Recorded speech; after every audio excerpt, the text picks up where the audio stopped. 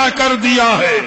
کہتے ہیں لیکن میں تنہا تھا، کچھ فاصلے پر تھا، اور وہ 70 یہودی برابر ان پر حملہ کر رہے تھے، وہ ان کا جواب دے رہے تھے.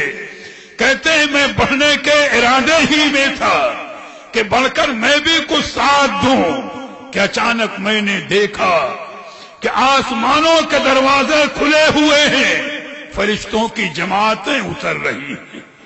حضرت وہب کہتے ہیں کہ میں نے دیکھا کہ آسمانوں کے دروازے کھلے ہوئے ہیں، فرشتوں کی جماعتیں اتر رہی ہیں، اور چند لمحوں میں آ کر کے فرشتوں کی اس جماعت نے ان ظالم یہودیوں کو موت کے گھاٹ اتار دیا اور نگاہوں سے پوشیدہ ہو گئے. بھئی رب تعالیٰ اپنے حبیب کے نور کا محافظ ہے، وہ محافظ حقیقی ہے. جب حضرت وہب نے یہ کیفیت دیکھی تو آپ کے دل میں حضرت سیدنا عبداللہ کی محبت سما گئی، وقار بیٹھ گیا، اور آپ کی شان و عظمت کو پہچان لیا اور جان لیا کہ ان کا معمولی مقام نہیں ہے، رب تعالیٰ نے انہیں بڑا اعلیٰ مقام عطا فرمایا ہے. ایک روایت تو علماء نے یہ ذکر کی ہے، اور صاحب انیس الواعظین وغیرہ نے اس روایت کو اپنے دوسرے انداز پر اور دوسری تفصیل کے ساتھ نقل کیا ہے. وہ کہتے ہیں کہ خیبر کے رہنے والے 5 یہودی، یہ خیبر مدینہ طیبہ سے بھی کئی سو میل کے فاصلے پر ہیں، اور وہاں کے یہ 5 یہودی مکہ مکرمہ میں تجارت کی غرض سے آئے ہوئے تھے کہ تجارت کریں، کاروبار کریں. کاروباری رابطے اس زمانے میں ایسے تھے ہی. جب ان یہودیوں نے اپنی تجارت کے معاملے کو مکمل کر لیا، کاروبار پورا کر لیا، اور مکہ مکرمہ سے لوٹنے لگے تو یہ گھوڑوں پر سوار تھے. صاحب انیس الواعظین اور دوسرے صحابے سے لکھتے ہیں کہ ایک آپس میں انہوں نے گفتگو شروع کی. ان میں سے ایک یہودی بولا کہ ہم نے جو اگلی کتابوں میں پڑھا ہے تو نبی آخر الزماں کا ظہور یہی عرب کی سرزمین حجاز سے ہوگا. وہ یہودی کہتا ہے کہ نبی آخر الزماں کا ظہور یہی عرب کی سرزمین حجاز سے ہوگا.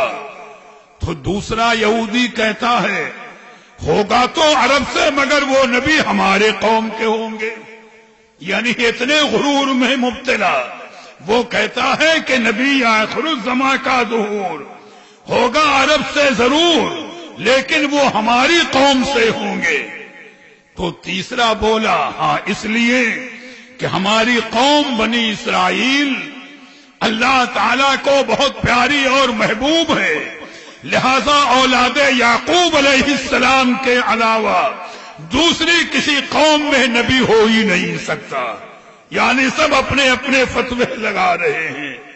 اور 5ویں نے بھی اسی انداز پر، چوتھے نے بھی تائید کی. ان کی گفتگو کا خلاصہ یہی ہے کہ انہوں نے یہی آپس میں طے کیا کہ نبی آخر الزماں کا ظہور ہوگا ملک عرب میں، لیکن وہ قوم یہود بنی اسرائیل سے ہوں گے.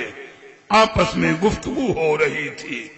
وہیں پر سیرت نگاروں نے بیان کیا کہ ادھر واقعہ یہ ہوا کہ حضرت سیدنا عبداللہ رضی اللہ تعالی عنہ، جن کی عفت، پارسائی، پاک دامنی، ہر چیز کا شہرہ ہر طرف، اور میاں کیوں نہ ہو جب نور محمدی کے وہ امین ہیں تو نگاہ بھی پاکیزہ، دل بھی پاکیزہ، ہر چیز پاکیزہ، اور قدرت نے حسن و جمال سے نوازا تھا. آپ خانہ کعبہ کا طواف کر کے اپنے مکان لوٹ رہے تھے کہ مکہ مکرمہ کے اس زمانے کی عالمہ کائنات جو رہی ہو اور جس کا نام مرحوم، وہ سامنے آئی اور اس نے آپ کو اپنی طرف مائل کرنا چاہا. آپ نے سختی سے اسے جھڑک دیا اور ڈانٹ کر کے اپنے مکان تشریف لے آئے.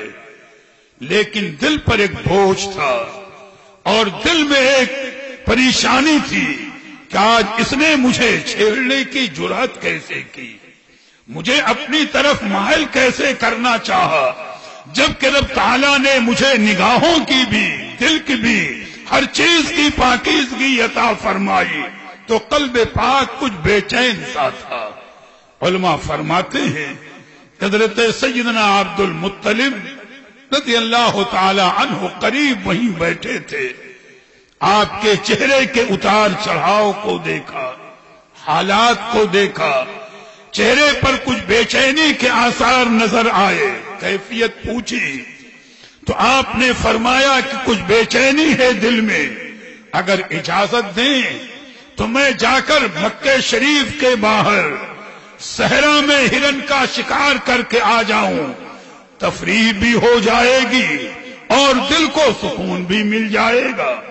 حضرت سیدنا عبد المطلب رضی اللہ تعالی عنہ نے سوچا کہ وقتی طور پر ہے، یہ بشری تقاضے ہوتے ہیں، کبھی آدمی خوش بھی ہو جاتا ہے، کبھی اداس بھی ہو جاتا ہے، یہ تو انسانی تقاضے ہیں۔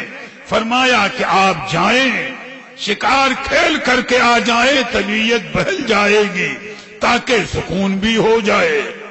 ادھر آپ شکار کے لیے روانہ ہوئے۔ درود شریف پڑھ لیں۔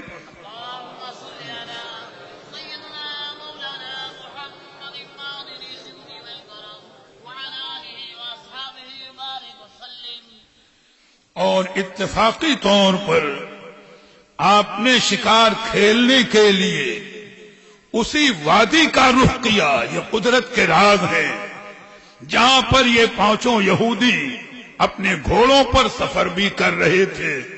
اب دیکھو ایک رخ اور کہ یہ پانچوں یہودی جو آپس میں گفتگو کرتے جا رہے تھے، جو میں نے ابھی گفتگو بتائی کہ نبی آخر الزماں عرب میں ہوں گے، ہماری قوم سے ہوں گے، ہماری قوم کی شان یہ ہے، یہ ہے، تو دیکھو ابلیس بڑا فریبی ہے، ایک بزرگ کی شکل میں ان کے سامنے اچانک آ گیا۔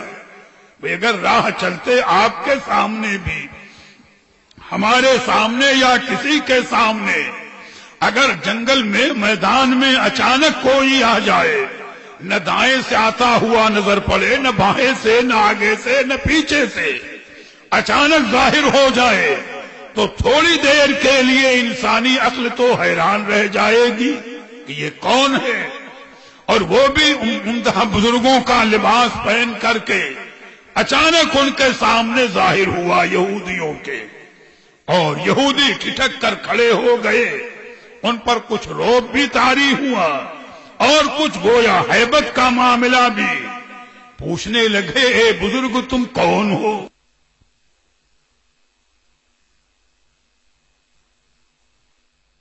بزرگ تم کون ہو؟ تو وہ کہتا ہے ابلیس کہ میں بیت المقدس کا رہنے والا ایک بزرگ ہوں، اور تمہاری گفتگو میں نے بیت المقدس میں بیٹھ کر کے سنی ہے۔ دیکھو بزرگوں کا لباس پہن کر کے، بزرگوں کی شکل میں آ کر ان کے سامنے کیسی فریب کی بات، اور ان کو کہاں لے جانا چاہتا ہے۔ ابلیس کہنے لگا کہ اے یہودیوں، میں تو بیت المقدس میں عبادت کر رہا تھا، میں وہاں کا رہنے والا ایک بزرگ ہوں۔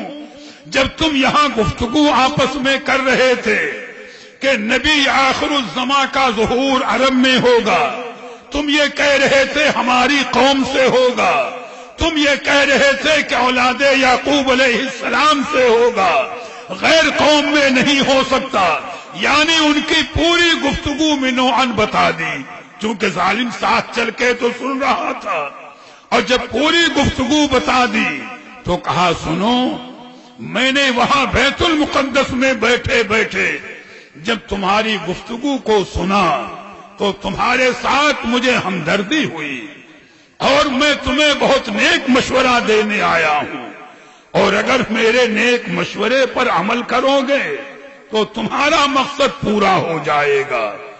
دیکھو ایک بات تو یہ سمجھو کہ اس وقت اللہ تعالی کی رحمت کی خاص توجہ عرب کی سرزمین کی جانب ہے۔ اس وقت اللہ تعالی کی رحمت کی خاص توجہ عرب کی سرزمین کی جانب ہے، اور اسی لیے اس نے اپنے حبیب کے نور کو نسلاً بعد نسل منتقل کرتے ہوئے حضرت عبداللہ کو دیا ہے، جو حضرت عبد المطلب کے صاحب زادے ہیں اور یہی مکے کے رہنے والے ہیں۔ اگر تم یہ چاہتے ہو کہ وہ نور تمہاری قوم میں منتقل ہو جائے اور نبی آخر الزمان کا ظہور تمہاری قوم میں ہو، تو میرا نیک مشورہ یہ ہے کہ ابھی حضرت عبداللہ ہرن کا شکار کھیلنے کے لیے اسی وادی میں آنے والے ہیں، ایک بارگی ان پر ٹوٹ پڑو، انہیں قتل کر دو، اور جب انہیں قتل کر دو گے تو وہ نور تمہاری قوم میں منتقل ہو جائے گا۔ دیکھو ظالم کیسا مشورہ دے رہا ہے، بزرگ کا لباس پہن کر آیا اور بہکا رہا ہے اور مشورہ دے رہا ہے۔ بھئی مجھے تذکرہ کسی اور کا نہیں کرنا، آج بھی گلی کوچوں میں تسبیح گھماتے ہوئے ایسے لباس کے کچھ لوگ ملیں گے کہ میلاد بدعت ہے یا رسول اللہ پکارنا ناجائز ہے، تو پہچان لینا کہ یہ کس صفت کے بزرگ ہیں، تب ان کے قریب جانا اور اپنے ایمان و عمل کا تحفظ کرنا۔ دیکھو مشورہ دے رہا ہے اور کہتا ہے کہ میرا